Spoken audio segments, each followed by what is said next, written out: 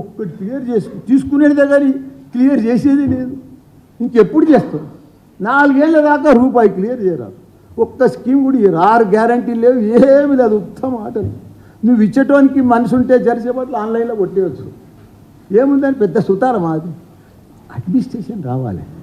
అది కేసీఆర్కే ఉంది. అడ్మినిస్ట్రేషన్ దిమాక్ ఉండాలి, పరిపాలన వ్యవస్థ ఉండాలి, ఎక్స్పీరియన్స్ ఉండాలి. డబ్బులు లేకున్నా సంసారం నడిపించేటో లేరా? అట్లా రాష్ట్రం, అట్లా కేసీఆర్ నడిపించింది. బస్సులలో మహిళలను కూర్చోబెడితే కొట్లాడుకుంటారు ఆడ బస్సులలో. ప్రతి ఒక్క ఆటో డ్రైవర్లు పంచాదే, మహిళలు పంచాదే, ఎక్కతానే పంచాదే, దిగతానే పంచాదే. ఏంటి అది? ఇది అడ్మినిస్ట్రేషన్. మీరు పెద్ద పథకం, అది గొప్ప పథకం ఆర్టీసీ. అరే ఆర్టీసీ గవర్నమెంట్లో కలిపిండు, ప్రతి ఒక్కరిని కూడా గవర్నమెంట్ గెజిటెడ్ చేసి విడిచిపెట్టిండు. అది కేసీఆర్ ఇచ్చింది. ఎవరు చేయలేరు. ఒక్కొక్క స్కీమ్, ఒక్కొక్క పథకం మామూలుది కాదు. ఎవరు చెయ్యలేరు.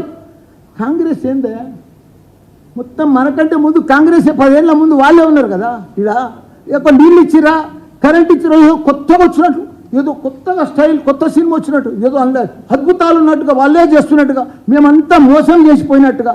సరే ఏమేం చేసుకున్నాం? నోరు కట్టుకున్నాం, కడుపు చంపుకున్నాం, కళ్ళలో ఒత్తులు వేసుకున్నాం. రోజు మా ఎమ్మెల్యేలు కానీ, కార్పొరేటర్లు కానీ, కౌన్సిలర్లు కానీ ఇట్లా కరెంట్ రాలేదు, ఇట్లా రెప్ప కొట్టే లోపల కరెంట్ పోలేదు. ఇప్పుడు ఏమన్నా కరెంట్ పోతుంది, కాంగ్రెస్ వచ్చిందా అంటారు. అరే ఒక్క స్కీమ్ లేదు, ఒక రైతు బంధు లేదు, ఏమీ లేదు, వేసేదే లేదు. మాట రోజు బాబానే తిడుతున్నారు. ఊరిని మేము ఏం తప్పు చేసినాము? ఏం మోసం చేసినాము? ఎవరికి అన్యాయం చేసినాము? హైటెక్ సిటీ దిక్కుపో, ఎన్ని ఫ్లైఓవర్లు, ఎన్ని అండర్ పాస్లు, ఎన్ని బ్రిడ్జులు, ఎంత లెక్క.